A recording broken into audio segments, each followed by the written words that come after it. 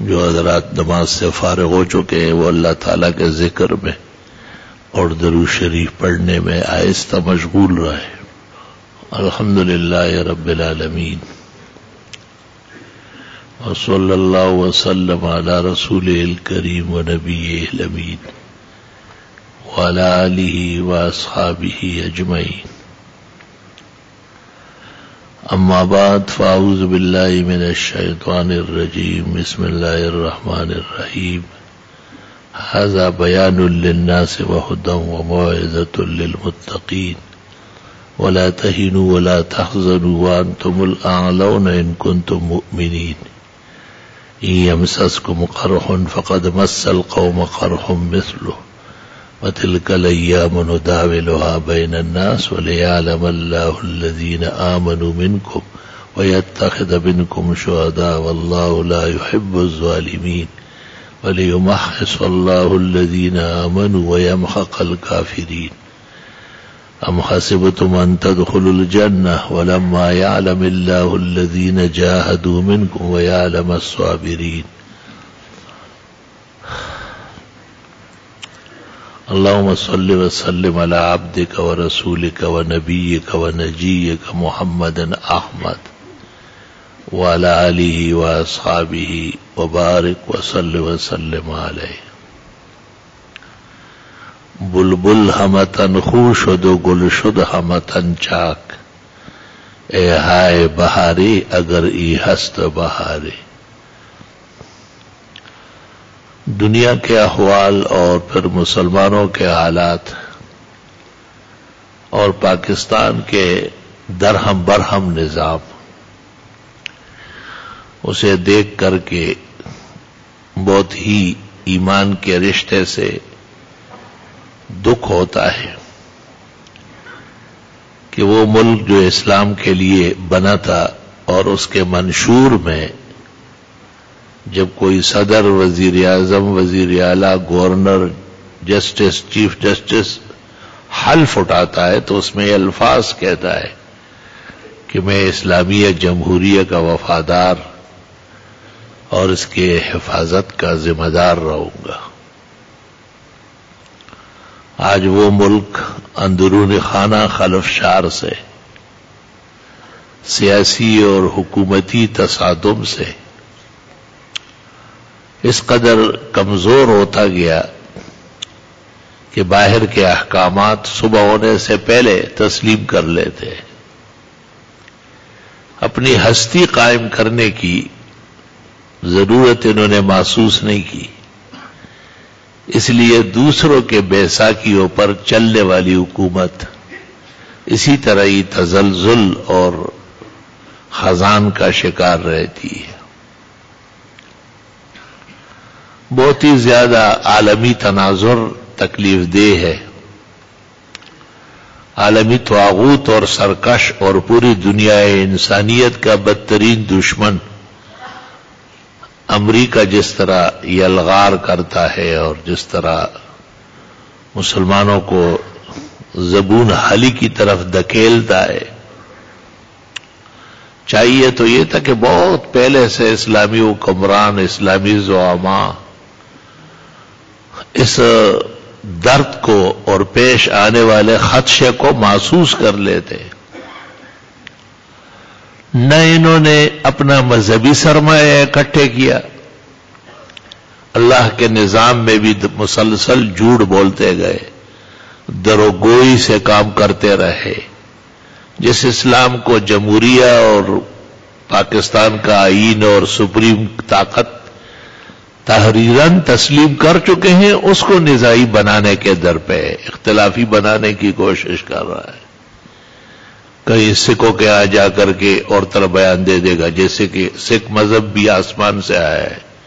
کہیں ہندو یاتریوں کے یہاں جا کے ان کو کہے گا آپ مجھے کیوں نہیں بلاتے. ایسا نہیں جیسے اس کا کوئی نسل ہے، نسب ہے، اس کا کوئی مذہب اور دین معلوم ہے.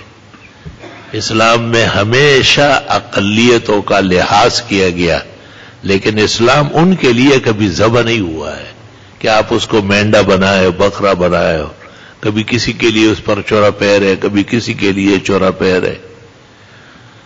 اور سیاستدان اگر علماء بھی ہے تو وہ بھی مفاد سے خالی نہیں ہے، وہ بھی خود غرضی سے دم توڑ چکے ہیں، اور نتیجہ وہی ہے جو جہان کے سامنے ہے کہ اگر کوئی تنظیم دین کا کام کر رہی ہے یا کوئی شخص اللہ کے رضا کے لیے قرآن کریم کے احکامات، شعائر دین و اسلام، جہاد اور اس کی عظمت اور تفوق اور اپنے ملک کے ساتھ حد درجے ہمدردی اور خیر خواہی کرتے ہو، یہ مسلمان کے ایمان کا حصہ ہے کہ وہ ملک کا خیر خواہ ہوگا۔ قرآن کریم میں اللہ تعالیٰ نے کفار کے بارے میں کہا ہے کہ یخربون بیوتہم بایدیہم، یہ اپنے ملک کا نقصان کرتے، تو علماء تفسیر نے اس کے استدلال میں لکھا ہے کہ مومن مسلم ملک کا ہمیشہ خیر خواہ ہوگا، جیسے اپنے گھر کا خیر خواہ ہوگا، اس سے بڑھ کر وہ ملک کا خیر خواہ ہوگا۔ اس لیے اسلام سے، مسلمانوں سے، اسلامی جماعتوں سے، مسلمان فرمان رواؤں سے یہ توقع رکھنا یا یہ خدشہ محسوس کرنا کہ شاید ان کی تعلیمات یا ان کا طریقہ تعلیم اور نصاب ملک کے لیے نقصان دہ ہے، یہ حد درجے غلط فہمی ہے، اور اللہ کے قانون سے اور قرآن سے اور نبی کی آمد اور تشریف آوری سے پرلے درجے کی بے خبری ہے، جس کی سزا وہ خود تو بھگت ہی رہا ہے اور جہان کو بھی ڈوبو رہا ہے۔ ہاں، لا الہ الا اللہ وحدہ لا شریک لہ، عجیب درد و غم کا داستان ہے، اور جو دینی تنظیمیں ہیں وہ بھی تتر بتر ہے، بالکل تفرقہ کا شکار ہے۔ شکر ہے کہ بعض ایسے حالات پیش آ جاتے ہیں کہ سر جوڑنے کے قریب کر لیتے کہ چلو اب ان پر آئی ہے، کل ان پر دوسروں پر آ سکتی ہے، بہتر ہے کہ کچھ فکر کرے، کچھ ہمدردی دکھائے۔ ہمارے تبلیغی بھائیوں نے بھی اچھا کیا، سالانہ اجتماع رکھا ہے، یہ بھی خیر کی جماعت ہے۔ تو خیدل اور تو پخلاصول برابر دی،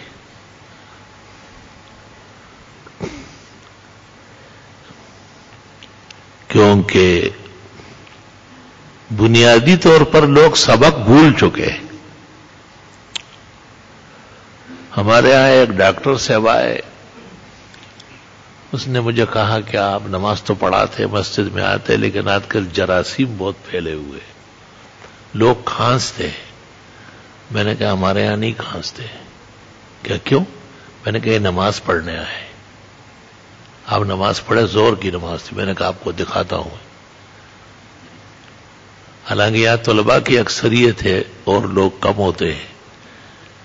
جب وہ نماز ختم ہوئی، ڈاکٹر صاحب نے بڑی حیرت سے کہا کہ ماشاءاللہ ایسا سکون ہے۔ میں نے کہا یہ یہاں کے 5 وقتہ نمازی ہے، انہیں نماز کا ادب سکھایا گیا ہے۔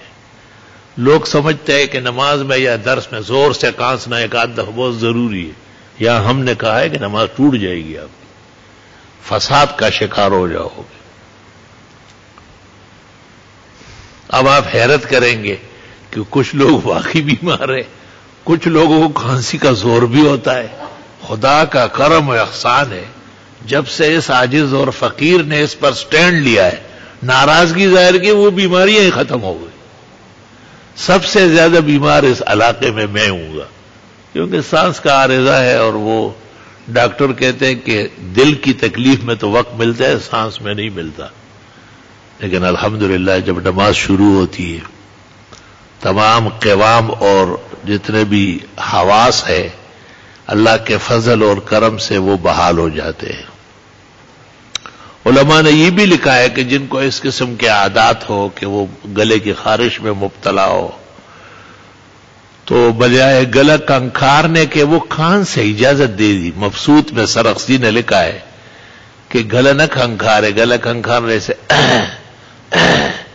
ہدایہ اور اصحاب ہدایہ کہتے اس سے نماز فاسد ہو جاتی ہے۔ وَالتَّنَحْنُحُ بِلَا عُذْرٍ تُفْسِدُ الصَّلَاةَ، البتہ کھانسنے میں قدرے اس سے گنجائش زیادہ ہے، لیکن اگر آدمی اس طرح نماز پڑھے اور ایسا درس گزارے کہ جس میں بالکل نہ کھانسے تو فائدہ زیادہ ہوگا۔ بخاری شریف کی ایک حدیث میں ہے کہ ایک مومن 2 رکعت نماز پڑھے اور اس نماز میں اس کو کوئی خیال اور وسوسہ نہ آئے، تو علماء نے عجیب بات کہی کہ یہ تو ایک ایسی شخص کا پابند کیا جاتا ہے جو اختیار میں نہیں ہے۔ تو محدثین نے کہا ہے کہ نہیں، بعض چیزیں اختیاری ہے۔ ایک آدمی جب یہ سوچے کہ میں احکم الحاکمین کے سامنے کھڑا ہوں اور شاید یہ میری زندگی کی آخری نماز ہو، دوسری نماز سے پہلے ہی میری روح قبض ہو سکتی ہے، یا بڑے سے بڑا حادثہ آ سکتا ہے کہ میں نماز پڑھنے کا قابل ہی نہ رہوں، یقین کر لے کہ وساوس ختم ہو جائے گی۔ اگرچہ فقہاء کرام کہتے ہیں کہ وسوسہ 2 قسم کا ہے، ایک وسوسہ لانا ہے اور ایک آنا ہے۔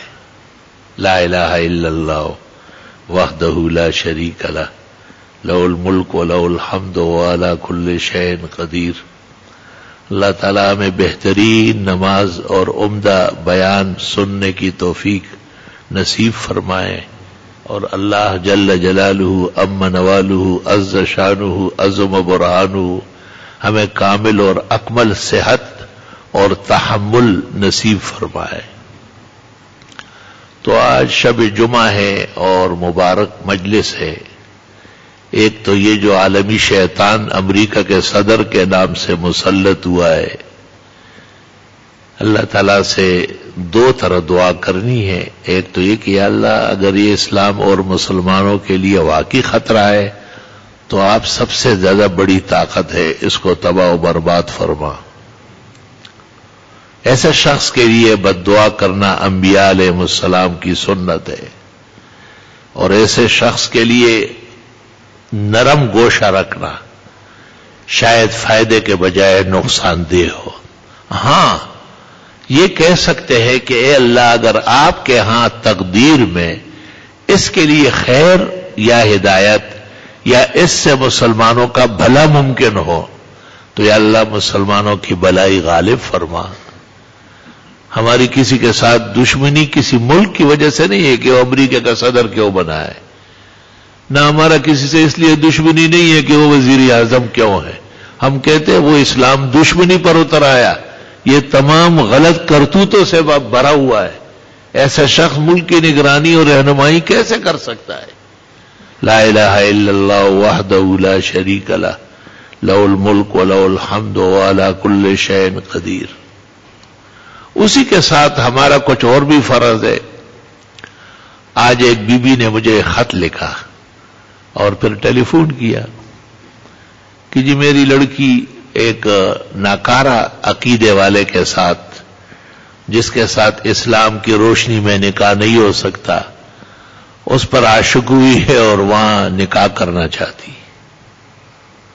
تو اب دیکھو بیویوں سے یا ہمارے بھائیوں سے ہم یہ ہر وقت کہتے رہے کہ تم نے ماحول پلید کیا ہے، تم نے خود خلط ملط پیدا کیا، آلودگی تم نے بڑھائی ہے، اب اس کا سزا بھگت لو۔ یہ بات خیر خواہی سے دور ہے۔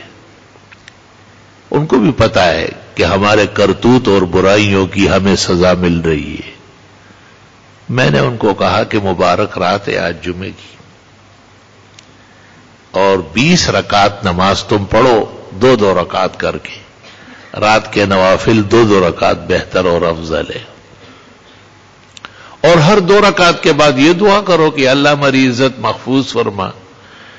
بیٹی ہے یا بیٹا ہے جو غلط محبت کے ذریعے دین سے نکل رہا ہے اور عمر بھر کے جہنم اور سزائے جہنم کا مستحق بنتا ہے یا بنتی ہے، خدایا اس کا دل موڑ دے اور اس میں محبت بھر دے۔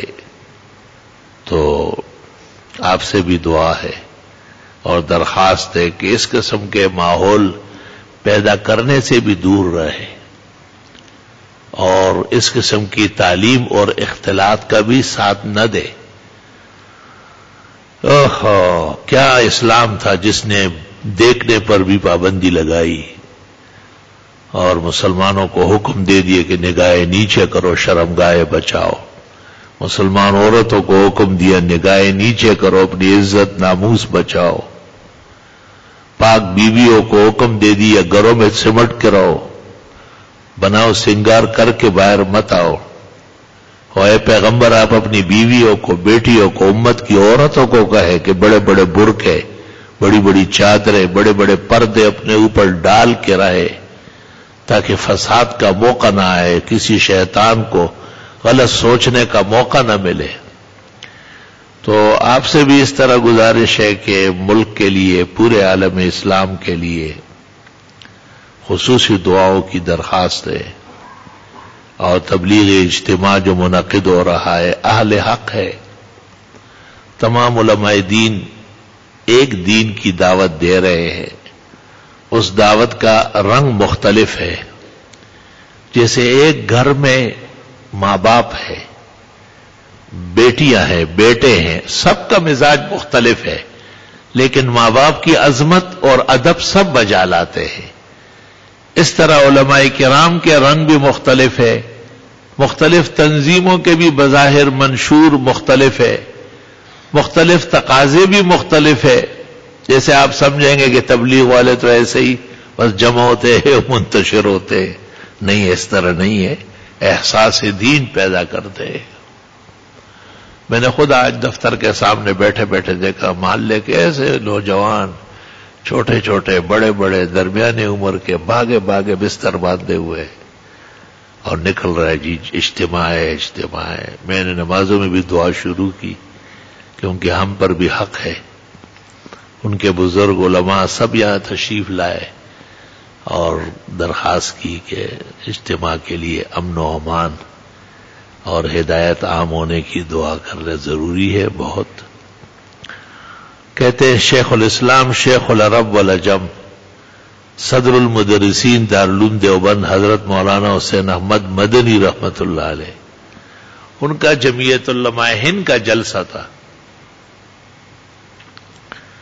اور ان کو کہا گیا کہ عین اس وقت مولانا الیاس صاحب جو تبلیغ کے بانی مبانی تھے، امیر اول تھے، ان کا تبلیغی اجتماع ہے. تو حضرت نے اعلان کیا کہ بھئی اس کو ختم کرو اور وہاں پہنچو.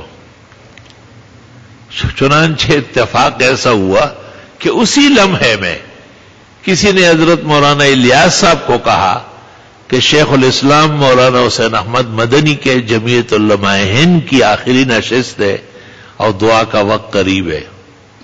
تو حضرت مولانا الیاس صاحب نے مجلس ختم کی اور فرمایا بھئی وہیں تشریف لے چلو. نتیجتاً دونوں مجلسیں اجڑ گئی، یہاں والے وہاں جا رہے تھے، وہ یہاں آ رہے تھے. ایسے قلوب علماء حق کے یکجا ہوتے ہیں اور دینی درد اور غم میں برابر کے شریک ہوتے ہیں. تو زندگی میں یا مسائل میں آدمی تفصیل کا طلبگار ہوتا ہے. ہمارے اور آپ کے درمیان دیکھو 4 امام ہیں. امام ابو حنیفہ رحمت اللہ علیہ جن کے فقہ کے ہم پابند ہیں. امام مالک مدینہ منورہ کے باشندے ہیں. امام شافعی اصلاً تو غزہ کے ہیں لیکن پلے بڑے مکہ میں ہیں. اور امام احمد ابن حنبل بغداد کے ہیں، بغدادی کہلاتے ہیں.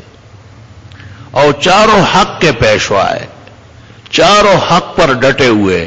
مسائل میں فرق پایا جاتا ہے. احمد ابن حنبل کے ماننے والے جب درس دیتے تو کہتے قال ابو حنیفہ رحمہ اللہ تعالی. جب شافعی درس دیتے قال ابو یوسف و محمد ابن الحسن رحمہم اللہ.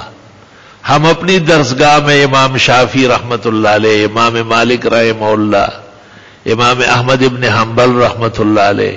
حالانکہ درسگاہ میں کوئی شافعی نہیں ہے جسے ہم خوش کرنا چاہتے ہیں، نہ اس مجلس میں کوئی حنبلی مالکی ہے، لیکن دین کے آداب اور دین کی ضرورت امر مسلم ہے. اس واسطے تمام مسلمان شرق اور غرب کے وہ ایک ہی دین کے ساز و سامان ہیں اور ایک ہی دین کے درد اور فکر رکھنے والے ہیں، اور یہ محسوس کرنا چاہیے. بعض لوگ بہت تنگ نظر ہوتے، ذرا سے کوئی بات ایسی ہو، جی آج یہی بات کہہ دی، وہ بھائی رہنے دو نا، ایسا تو ہوتا ہی رہتا ہے۔ قرآن کریم میں ایک آیت ہے، ما ننسخ من آیت او ننسها نأت بخیر منها او مثلها الم تعلم ان اللہ علی کل شیء قدیر، کہ ہم بعض آیتیں منسوخ کرتے ہیں، بعض کو ہم ہٹا دیتے ہیں، یہ سب اللہ کی قدرت کی دلیل ہے، اور ہم نئے احکام بیچتے ہیں۔ حضرت ابی بن کعب ایک جلیل القدر صحابی ہے، جناب رسول اللہ صلی اللہ علیہ وسلم نے بخاری میں کہا ہے، اقرأ هذه الامت ابی، اس امت کا سب سے بڑا قرآن پڑھنے والا اور قرآن جاننے والا ابی ہے، لیکن وہ کہتے تھے کوئی آیت منسوخ نہیں ہے۔ حضرت عمر رضی اللہ تعالیٰ عنہ بخاری شریف میں کہتے، ہم ابی کو سب سے بڑا قاری مانتے ہیں، لیکن قرآن کریم کی بعض آیات منسوخ ہو چکی ہے، ہم ابی کے اس بات سے اتفاق نہیں کر سکتے۔ دیکھو ادب و احترام، دیکھو ذرا۔ جناب رسول اللہ صلی اللہ علیہ وسلم نے صحابہ کی ایک جماعت کو کہا کہ تم بنو قریظہ جا کے عصر پڑھنا، بخاری شریف مغازی میں ہے۔ مقصد ایسا ارشاد کا یہ ہوتا ہے کہ لوگ جلدی چلے، راستے میں دیر نہ کرے۔ خدا کا کرنا یہ تھا کہ اس ارشاد کے باوجود صحابہ کو دیر ہو گئی اور خطرہ تھا کہ عصر کی نماز قضا ہو جائے، تو صحابہ میں اختلاف ہوا۔ بعض نے کہا پیغمبر نے کہا ہے کہ لا تصلوا حتی تتصلوا بہم، نہ پڑھنا، وہاں پہنچ کے پڑھنا، ہم تو نہیں پڑھیں گے۔ اور بعضوں نے کہا کہ پیغمبر کا یہ مطلب ہی نہیں ہے، نبی نے کبھی نہ نماز قضا کی ہے، نہ کسی کو نماز قضا ہونے کی کرنے کی اجازت دی ہے، انہوں نے پڑھ لی۔ اب دیکھو پڑھ لی اور نہیں پڑھی دونوں میں کتنا فرق ہے، لیکن بخاری میں لم یعنف احد منہما، ایک کو بھی نہیں ڈالا۔ ٹھیک ہے، آپ نے میری حدیث کے ظاہر پر عمل کیا، انہوں نے میری حدیث کے باطن پر و معنی پر عمل کیا، دونوں صحیح ہو، درست ہو بالکل۔ تو میں کہتا ہوں جو امام کہتے ہیں امام کے پیچھے فاتحہ پڑھنا چاہیے، جیسے شوافی، حنابلہ و مالکیہ جاری میں نہیں کہہ رہے، اور اکثر امت کہتے ہیں کہ امام کے پیچھے نہ پڑھنا بہتر ہے، امام اعظم کیا تو واجب ہے نہ پڑھنا، پڑھنے سے گناہ ہونے کا اندیشہ ہے۔ تو دونوں اہل حق ہے، جن کا تعلق امام شافعی سے ہے ان کو پڑھنا چاہیے، جن کا تعلق امام ابو حنیفہ، امام مالک یا احمد سے ہے ان کے لیے نہ پڑھنا بہتر ہے، دونوں جنت کے راستے ہیں انشاءاللہ تعالی۔ اسی طرح قرآن کریم میں ہے کہ جب یہ بنو قریظہ کے باغات فتح ہو گئے تو کچھ لوگوں نے کہا کہ ہمیں باغات کے لیے ان پر حملہ نہیں کیا ہے، نہ ان کو یہاں سے نکالا ہے، ان کے کفر کی وجہ سے نکالا ہے، لہذا انہوں نے درخت کاٹنے شروع کر دیے کہ ہم باغ ختم کریں گے، ہم نے مال و دولت کے لیے کوئی لوٹ مار کرنے والے۔ اور کچھ حضرات نے کہا کہ وہ تو چلے گئے، جگہ خالی کی، یہ تو غنیمت ہے، مسلمانوں کے غنائم کو کیوں نقصان پہنچاتے ہو؟ قرآن کریم نے دونوں کا ذکر کیا، وَمَا قَطَعْتُم مِّن لِّینَةٍ أَوْ تَرَكْتُمُوهَا قَائِمَةً عَلَىٰ أُصُولِهَا فَبِإِذْنِ اللَّهِ، یہ جو تم لوگ درخت کاٹ رہے تھے اور کچھ لوگ بچا رہے تھے، دونوں اللہ تعالیٰ کے حکم کے مطابق ہے۔ تو میں نے یہ بات اس لیے کہی، کبھی کوئی مسئلہ ایسا آ جائے جی بڑا اختلافی بات ہو، اور کوئی اختلافی بات نہیں ہے، تیرے دماغ بہت چھوٹا ہو گیا، اخبارات پڑھ پڑھ کر اور جو ہے نا نمازوں میں دیر سویر کر کر کے ذہن تباہ و برباد ہو گیا ہے۔ سارا دین برحق ہے، تمام علماء دین سے تعلق رکھنا بہت ضروری ہے۔ وہ ایک مجلس تھی علماء کرام کی، ایک بچے نے قرآن شریف یاد کیا تھا، بہت خوشی کا موقع ہوتا ہے، امت مسلمہ کا اعزاز ہے قرآن کریم حفظ کرنا۔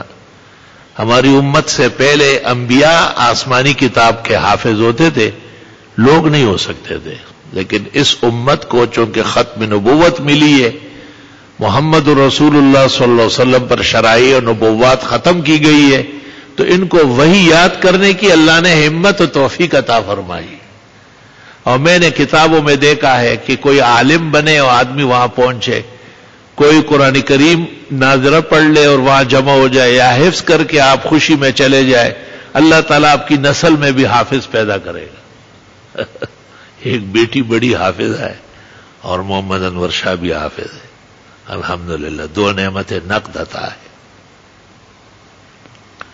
لا الہ الا اللہ۔ تو وہ اسٹیج سیکرٹری جو تھا وہ یہاں کا پڑا ہوا تھا، تھوڑا سا ذرا متلڈر سا تھا، اور وہ جہادی تنظیموں کا بڑا تھا، تو وہ میرے تعریف میں کئی قسم کے کلکلے گائے۔ بڑے بڑے علماء ہمارے اکابر موجود تھے، مجھے بہت دکھ ہوا ان کے اس انداز سے۔ تو میں نے اس کو اشارہ کیا، میں نے کہا مجھے جلدی بلاؤ نا، تاکہ تم نے جو گن کیا ہے اس کو ٹھیک کر دوں۔ اب میں نے آ کے خطبے کے بعد یہی کہا کہ یہ ہمارے یہاں پڑا ہوا ہے، اور آج بھی جب کہیں پڑھ لے تو وہ استاذ کی محبت میں تھوڑا غالی ہوتا ہے، باقی ہدایت نبی کے بعد کسی ایک شخص سے وابستہ نہیں ہوتی کہ بس یہی ہدایت والے ہیں جو مجھ سے درس سن رہے ہیں۔ سارا مشرق اور مغرب ہدایت سے بھرے ہوئے، اللہ قیامت تک ہدایت کے چشمے جاری رکھیں۔ ہدایت کے رنگ مختلف ہے، جیسے کھانوں کے ذائقے مختلف ہے، سب کھانے کے۔ ایک باغ میں 20 قسم کا پھل لگا ہوا ہے، کوئی پھینکنے کا اور ناکارہ نہیں، سب کارآمد ہے۔ اللہ تعالیٰ نے جس کے لیے جو مقدر فرمایا ہے وہ نصیب ہوگا۔ میں نے کہا تمام علماء دین آسمان کے چمکتے ہوئے ستارے ہیں، تمام علماء دین سورج اور چاند سے زیادہ ضروری ہے، ان کی ضیاءپاشیاں اور انوار اور برکات ہم سب کو چاہیے، ان کے وجود سے ہم آباد اور شاد ہے۔ اور پھر اس طرح گفتگو کر کے تب علماء دین کی گردنیں اٹھ گئی، خوش ہو گئے۔ میں نے کہا یہ تعلیم میں نے نہیں دی، یہ ہر طالب علم، ہر شخص جب لاؤڈ سپیکر کے سامنے آتا ہے اور وہ کسی کی تعریف کرتا ہے تو بہت مشکل ہے کہ وہ اعتدال پر رہے۔ اس لیے قرآن کریم میں اللہ جل جلالہ عم نوالہ نے کہا ہے یا اہل الکتاب لا تغلوا فی دینکم، ایک کتاب کے علم والو زیادتی مت کرو، حدود میں رہو، اعتدال میں رہو۔ آج ہی ایک شخص کو میں سمجھا رہا تھا کہ ایک مقام پر اللہ فرماتے بہت جہر بھی نہ کرنا، بھائی لوگ تنگ ہو جائیں گے، بہت آہستہ بھی نہ پڑھنا، لوگ سنیں گے نہیں، وابتغ بین ذالک سبیلا، اس کے درمیان میں اعتدال کا راستہ اختیار کر لو۔ تو میرے بزرگوں اور بھائیوں، ایک گزارش تو یہ ہے کہ اس زمانے میں جس سے ہم گزر رہے ہیں بہت تکلیف کے لمحات ہے، اور مجھے تو سیاست نہیں آتی اور نہ جانتا ہوں، اس لیے بڑے بڑے مولویوں کو میں نے معذرت کی، میں نے کہا بس ہمیں اسی گوشے میں بیٹھنے دو، یہیں سے دعائیں کریں گے۔ الحمدللہ الحمدللہ، اللہ طلباء کو اور قدردانوں کو بھیج دیتا ہے، ان سے دینی بات چیت ہو جاتی ہے۔ امید ہے کہ سرمایہ نجات تیار ہوگا انشاءاللہ تعالی۔ احب الصالحین ولست منہم لعل اللہ یرزقنی صلاحا، اور جن کاموں میں آدمی شریک نہیں ہو سکتا، جیسے بیت المقدس کی رہائی، اور آپ دیکھیں اس ظالم نے ان کو کہا کہ وہاں پر دارالخلافہ بناؤ تاکہ ہمیشہ کے لیے اختلاف ختم ہو جائے، معاذ اللہ استغفر اللہ۔ اللہ تعالیٰ جلدی وہاں کے مسلمانوں کو فتوحات نصیب فرمائے، اور ایسے امریکے اور ایسے اس کے صدر اور ناکارہ لوگوں کو جلدی تباہ و برباد فرمائے، تاکہ اسلامی شعائر محفوظ رہے اور مامون رہے، اور ہم اور آپ زندگی میں ایک دفعہ بیت المقدس میں بھی نماز پڑھنا نصیب ہو جائے۔ مجھے تو اسرائیل نے ایک موقع پہ خط لکھا کہ آپ آ جائے 10 شاگردوں کے ساتھ، لیکن شرم آئی مجھے کہ میں ایک ناکارہ فرقے کی دعوت پر مہمان بن کے، وہ اس طرح کہ ان کی حکومت وہاں مستحکم ہے، اور یہ بھائی صاحب جو آئے فلسطینی صدر، ان کی حکومت کمزور ہے، تو انہوں نے کہا نہیں آپ ہمارے مہمان بن کے آئے۔ لیکن میں نے اردن کے مسلمانوں کو دیکھا کہ جب انہوں نے یہ بات سنی تو ان کی آنکھ کے آنسو سے بھر گئی۔ انہوں نے کہا ہماری ماں یہاں ہے، باپ ادھر ہے، باپ ادھر ہے، ماں ادھر ہے، بہن یہی ہے، بھائی ادھر ہے، ہم یہاں ہیں، بیویوں کے ماں باپ وہاں ہیں، آنا جانا ختم ہو چکا ہے۔ میں نے کہا میں بھی نہیں جاؤں گا، آپ اطمینان رکھیں، ہم نے بھی بہت غیرت کا دودھ پیا ہے اور بہت حلال خور لوگوں سے الحمدللہ پیدا ہوئے ہیں، ایسے آپ کے سر جھکاؤں گا نہیں، آپ کا سر اٹھا کے رکھوں گا الحمدللہ۔ اور پھر ہمارے پاکستان میں جو زیادتیاں ہو رہی ہے دینی حلقوں میں، اور مختلف طریقے ہیں حکومتوں کے، ایک قانون نافذ کر لیں گے پھر اس کو ڈسمس کر دیں گے، پھر ایک اور بات شروع کر دیں گے، بس آئے دن ان کو نہ اسکولوں کی فکر نہ کالجوں کی ان غریب بیچاروں کی کوئی فکر نہیں، جو پتہ نہیں کیا کیا کرتے ہیں۔ ان میں جو اچھے انسان نظر آتے وہ آپ کے ساتھ اٹھے بیٹھے ہیں، وہ آپ کی تعلیم اور آپ کے کلمات کی برکات ہے، ورنہ وہ اس لیے قائم نہیں کیے گئے کہ وہاں سے اچھے انسان نکلے، وہ اس لیے قائم کیے گئے تھے کہ معاذ اللہ خدا کے وجود کا انکار ہو جائے، شرائع اور اسلام کو لپیٹ لیا جائے، تو اس کی فکر ان کو نہیں ہے کہ ان کو عقائد سکھا دے، ان کو نماز سکھائے، انہیں وہاں نصاب درست کر لے، اور مدرسوں کی فکر ہے، طالب علموں کی فکر ہے، جو پوری دنیا میں سب سے زیادہ متقی پارسا، سب سے زیادہ اللہ اللہ کرنے والے، سب سے زیادہ پیغمبر کی سنت پر عمل کرنے والے، سب سے زیادہ امت کی درد اور فکر رکھنے والے لوگ وہاں پڑھتے اور پڑھاتے ہیں۔ تو اللہ جل جلالہ ہم سب کو حفظ و امان میں رکھے، اور تبلیغی جماعت اور تبلیغی اجتماع اللہ تعالیٰ انہیں بھی اچھے بیانات کی توفیق عطا فرمائے۔ وہ اس طرح کی ایک گلہ میں نے ان کے بڑوں سے کیا، میں نے کہا تم سنتیں کیوں بیان نہیں کرتے؟ تو انہوں نے کہا بیان ہوتے، میں نے کہا چلو ریونڈ کے 3 دن میں جتنی سنتیں بیان ہوئی مجھے بتائیے، میں سننا چاہتا ہوں۔ ایک بھی نہیں، 3 دن رات ایک عظیم اجتماع ہے، ماشاءاللہ اللہ اور بڑا ہے، اللہ امریکہ کے وائٹ ہاؤس میں بھی تبلیغی اجتماع منعقد کرے۔ ہمارے لوگ ہیں، ہم وہ ہیں وہ ہم ہیں، یہ آپس کی بات ہے۔ میں نے کہا ان کو سر ڈھانکنے کی سنت بتاؤ، ان کو مسجد میں آنے کی سنت بتاؤ، آپ جو کام دنیا میں ضروری سمجھتے اس کی سنت بتاؤ۔ چلو، عورتوں کو تبلیغ کا کیا آداب ہے، مردوں کو تبلیغ کرنے کا کیا سلیقہ ہے، کیا طریقہ ہے، کہاں سے بات شروع کریں گے؟ پہلے منکر ذکر کرنا ہے، رد کرنا ہے، یا پہلے معروف بیان کرنا ہے؟ بہرحال آپ یہاں آتے ہیں اور آپ کو پورا احساس ہے، اور میں سمجھتا ہوں کہ یہ طریقہ نہایت جامع ہے کہ امت مسلمہ پر 2 محنتیں ضروری ہے۔ ایک ان کے عقائد میں اللہ کی وحدانیت آئے، جس کو ہم توحید کا عقیدہ کہتے ہیں، ہر طرح کا شرک اور غیر کا زور و زیادتی اور غیر سے توقعات وہ ختم ہو جائے، اور دوسرا یہ کہ وہ زندگی گزارنے کے لیے پیغمبرانہ آداب سمجھے، متبع سنت ہو جائے، کیونکہ ہم الحمدللہ حق برحق اہل سنت والجماعت ہے، اللہ کا لاکھ لاکھ شکر و کرم ہے۔ تو تبلیغ والوں کے لیے بھی یہی دعا ہے اور یہی فکر ہے کہ اللہ ان کے اس لاکھوں کے اجتماع سے لاکھوں کے چشم ہدایت کے رواں دواں کر لے۔ الحمدللہ رب العالمین، وصلی اللہ وسلم علی رسول الکریم وعلی آلہ واصحابہ اجمعین۔ اللہ اکبر و کبیرہ۔ خدایا یہ ہمارے ملک کی حفاظت فرما، اور حرمین شریفین کی حفاظت فرما، القدس کو آزادی عطا فرما، ٹرمپ کو جلدی ڈرم کی طرح پھاڑ پھوڑ دے، اور اس کو امریکنوں کے ہاتھ سے ہی تباہ و برباد فرما، مسلمانوں کو متہم اور بدنام نہ ہو جائے۔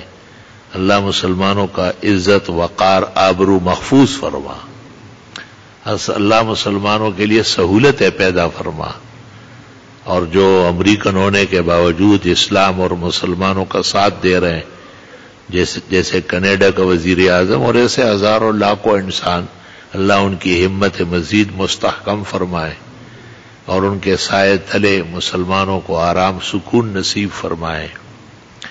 امت مسلمہ کو اللہ بھولا ہوا سبق توحید اور سنت کا پھر سے یاد دلائے، علماء دین کو باہم خوب ہم آہنگی نصیب فرمائے۔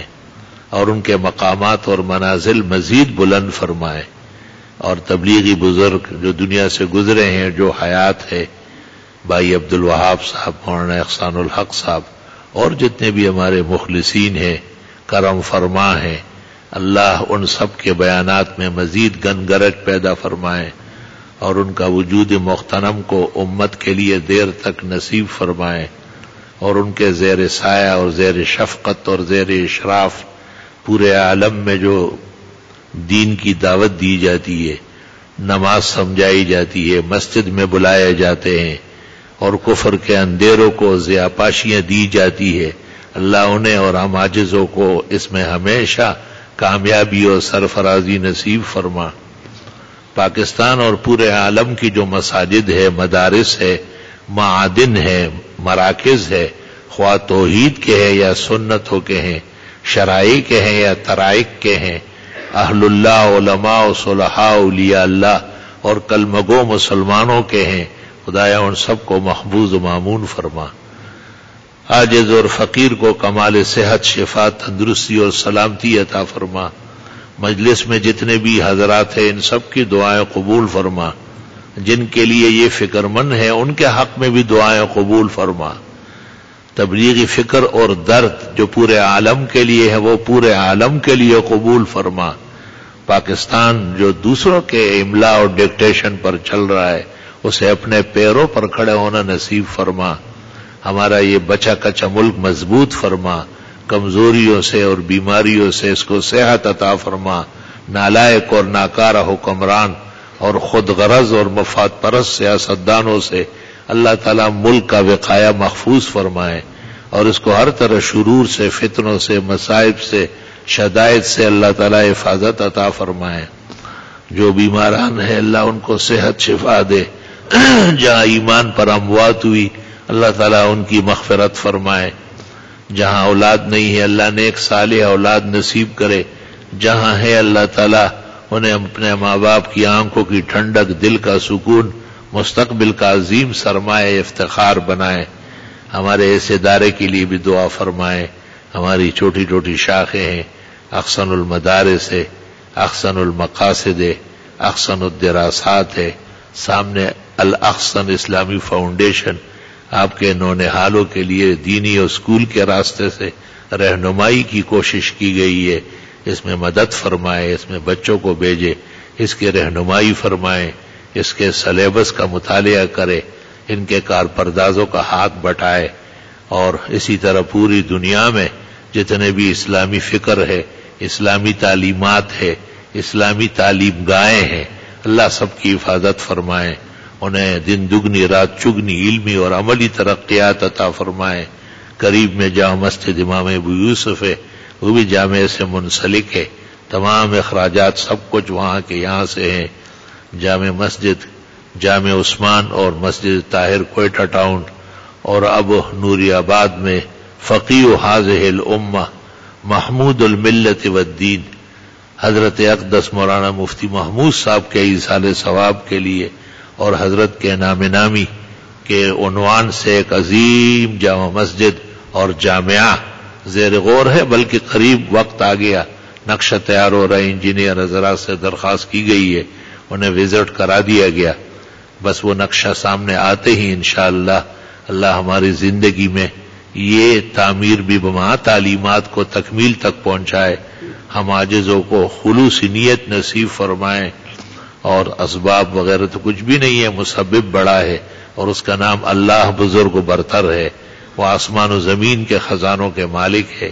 امید ہے کہ وہ بہت جلد اس تعمیر اور اس تعلیم کی تکمیل میں بھی جیسے آج تک اللہ نے بھرپور مدد فرمائی، خوب خوب مدد و نصرت فرمائیں گے۔ اس طرح پورے عالم کی مساجد، مدارس، تعلیم گاہیں اللہ ہمیشہ شاد اور آباد رکھے، ہر خزان سے اور ہر زوال سے، ہر تغیر سے، ہر تباہی سے اللہ تعالی محفوظ فرمائے۔ وصلی اللہ تعالی علی خیر خلقہ محمد وآلہ واصحابہ اجمعین برحمتک یا